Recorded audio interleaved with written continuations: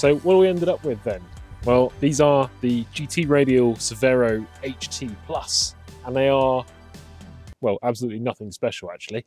I would love to have splashed out on a set of Coopers like I have on the L322 over there, but realistically the P38 doesn't need those kind of tyres. It's not going to be doing much, if any, off-road work, and the miles I'm going to be doing on the road are going to be significantly less than I do in the L322, which is my daily driver. So these were found for the princely sum of €150 for all 4 of them on Marketplace, and they're brand new, they've never been used, and they're in the size of 255/70 R16, which is just ever so slightly bigger and taller than the stock size for the P38, which is 255/65/16. So they're about an inch taller overall than the standard size, but significantly smaller than those Pirelli Scorpions that we took off. I'm going to order a full set of wheel nuts because some of these have lost their chrome caps over the time, and also need to get a full set of 4 centre caps for these wheels as well.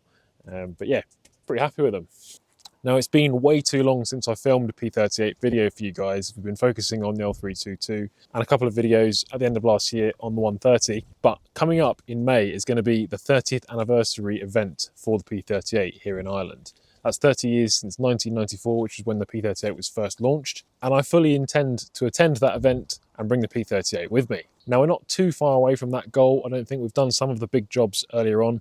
Things like doing all 4 brake discs and all the brake lines, got it a lot closer. Off camera, I actually replaced all of the leaking injector leak-off pipes as well with new pipe, so that's all sorted. So we've got no more diesel leaks on the engine. And I managed to go some way to solving the low power issue that we had before when I road tested it. See, I remember my P38 being slow, but this is pretty slow now. This is foot to the floor. And she's really struggling to pull past 30 miles an hour, so by refitting the pipe that connects the inlet manifold to the fuel injection pump, which allows the fuel injection pump to increase fueling as the boost pressure rises. So it's definitely pulling a lot better now. And I also unplugged the MAF sensor from under the bonnet, and that also increased the power a little bit as well. So it looks like we need to get a new MAF sensor ordered up and get that fitted. Now, it's still not 100%, but it's definitely going a lot better than it was before. So there's probably still a couple of things we need to sort out, things like fuel filter, air filter, and just a general service of the engine. We also need to service the ZF 4-speed transmission, which we might do today, depending on how well we get on. But the first thing I want to do today is fit these new dampers we've got, shock absorbers. So we've got these Monroe Adventure dampers for the rear, a pair of those. And we've also got a pair of these KYB premium shock absorbers for the front, all supplied by Autodoc, of course. Now, recommissioning or revitalising an ageing vehicle can be time consuming, but it can also be very expensive. A lot of parts were needed for this P38 project, and I wouldn't have been able to get to where I am now without Autodoc. PS, they're doing a really awesome giveaway this week, so don't skip ahead. Now, Autodoc have been a channel sponsor for a couple of years now, and I have to say I'm really glad to still be working with them. Putting aside the financial support that they give to the channel that make videos like this possible, I really appreciate what they do for us car enthusiasts, for both older vehicles like this P38 or my newer L322 over there, in terms of making over 4 million parts and accessories available on their website and app. Their low prices and huge range means that basically every car enthusiast in Europe and the UK can enjoy a well-maintained vehicle, which to me is pretty priceless. Autodoc are once again sponsoring this video, and this week they're celebrating their 16th birthday with a giveaway for you guys. Now, as well as offering a massive range of parts at very reasonable prices, Autodoc also offers an awesome range of tools, both generic hand tools and the kind of specialist tools that you need to do certain jobs yourself. They also offer a range of power tools, and so this giveaway will be offering you the chance to win a lithium-ion battery drill, which is a pretty essential bit of kit these days. So all you need to do to enter the Autodoc birthday battery drill giveaway is leave a comment on this video containing the word Autodoc and download the Autodoc app, link below. And on the 8th of May, I'll be picking a winner using a random comment picker. So I look forward to reading all your comments down below. Let me know what kind of projects, automotive or DIY related, that you'll be working on with that battery drill. Get the Autodoc app downloaded on your phone via the link below, and fingers crossed in a week's time you might just be the winner of that new battery lithium drill. So anyway, let's get back to the video. Although I've just had these wheels off and then back on again, to get the shock absorbers makes it a lot easier if you get the wheel off, so that's what we're going to do. These are the wheel nuts that I'm talking about replacing because they've lost their outer caps. It actually makes them too small for the 27mm socket, so that's no good.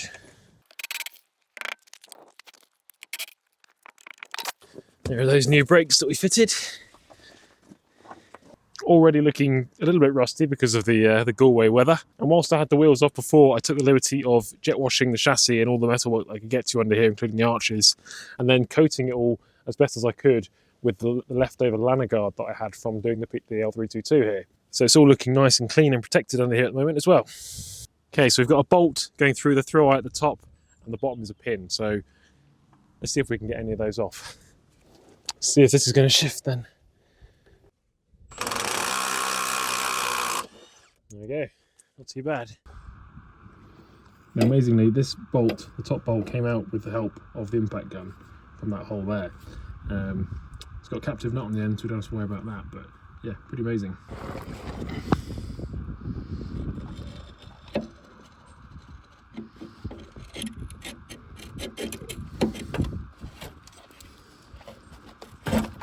There we go.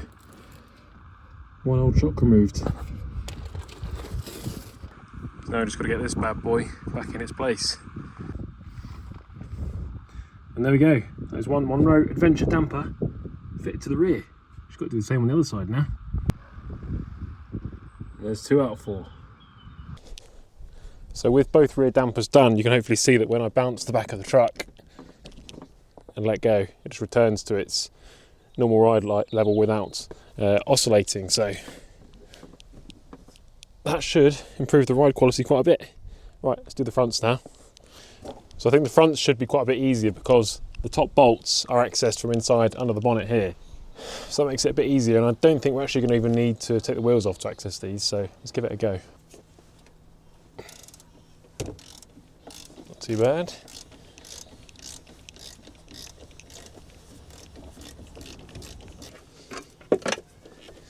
Okay. Yeah, we're going to have to hold the shock. Yes, no problem at all. So there's our old and our new. So I'll chuck this guy on now.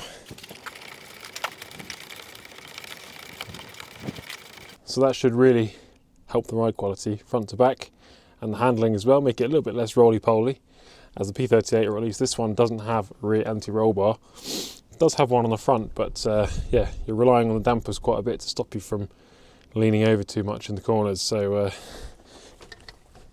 yeah, should be good.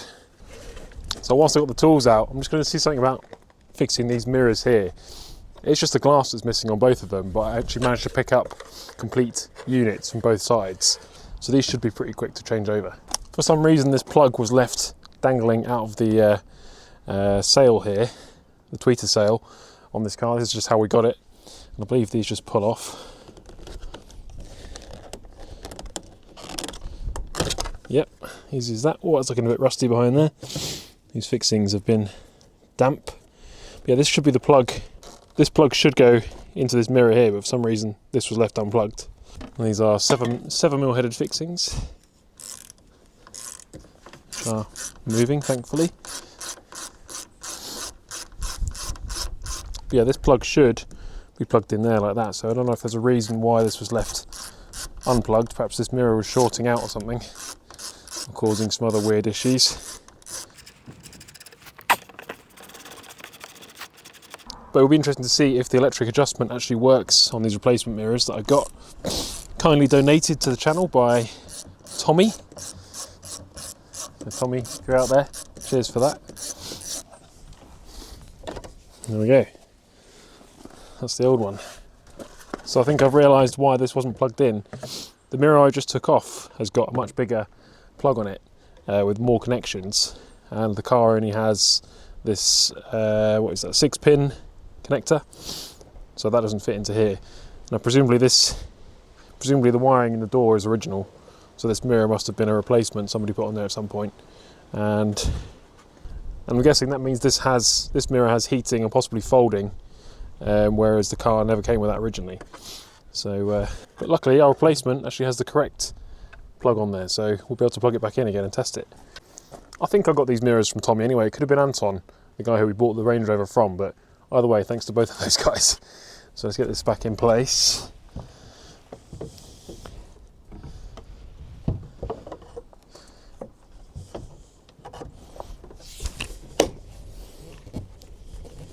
Going to use the fixings that came with the other mirror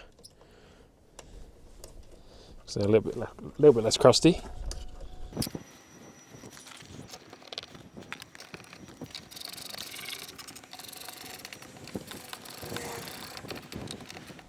And there we go. So now, because this mirror matches our nice lowly specified, well, kind of a medium spec actually, really car, we can plug that in. And there we go. So yeah. Happy days. So yeah, I think this car originally had body coloured mirrors. So there's a green one on the driver's side.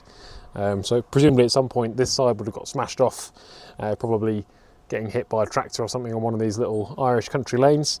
And then the previous owner replaced it with that one, which was from a higher spec vehicle, but for some reason not body coloured. Not entirely sure how the trim levels worked on the P38, but anyway, that's good. Let's do the other side.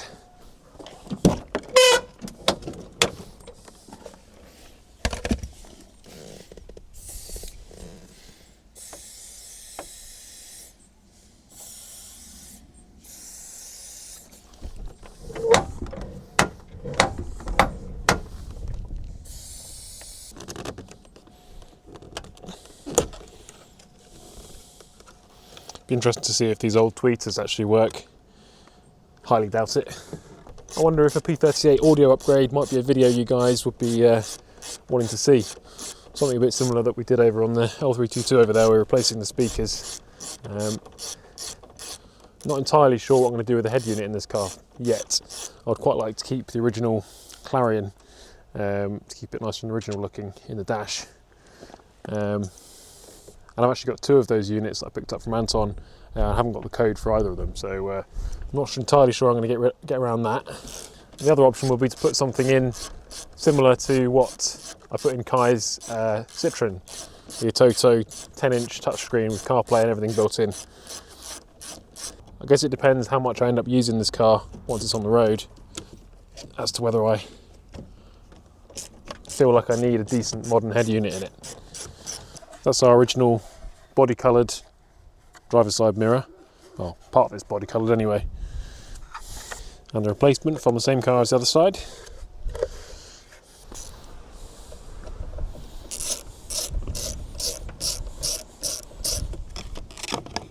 I'm sure we'll be having these panels off again at some point when we do an audio upgrade, but for now,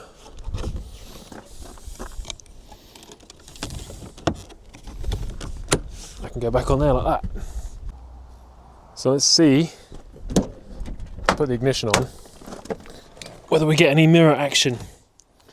Now, before I do this, I know that this centre panel, this switch panel in the centre here, has definitely got some issues, because only sometimes, about half the time, the windows will actually respond to it, and sometimes they'll only go down and not up. So I've had to use the Nanocom on a couple of occasions to close the windows up after I've opened them. So I'm not entirely sure whether this switch is even working, and possibly we might get the Nanocom if this doesn't work, and we'll just try it directly with the Nanocom.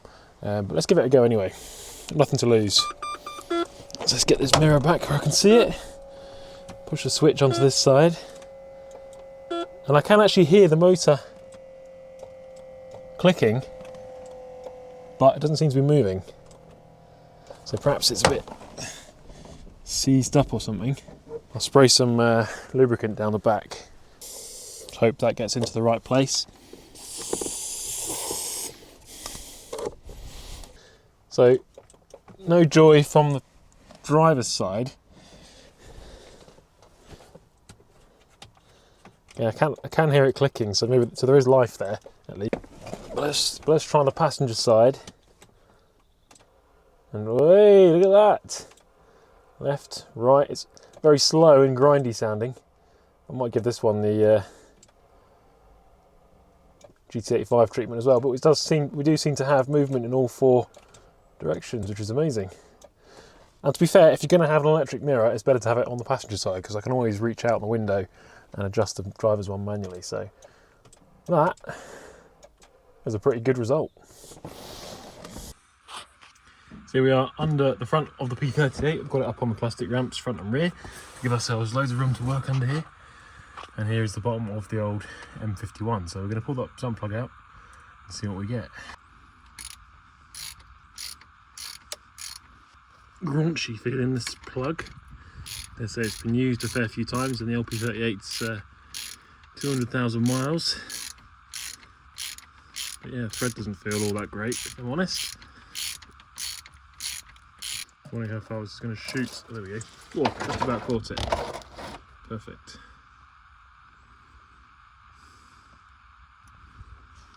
Very black, obviously. Now, this is the first oil change I've actually given the P38 since I bought it, so God knows how long this oil's been in there for, but I'm guessing at least sort of 6-7 years. So yeah, definitely time for a change. And then I'm using my big blue channel locks to undo the oil filter housing here. It does have that hex on top, but realistically that's just going to round off as soon as you put a socket on there, so this will work fine.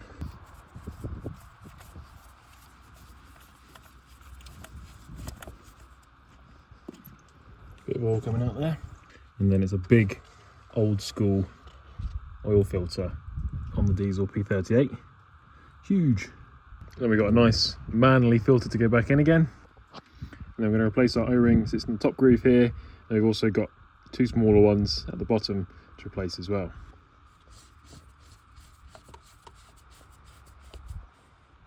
And then as for what we're putting back in again, we've gone for this Manol Defender 10W40, which is a semi-synth A3B4 oil.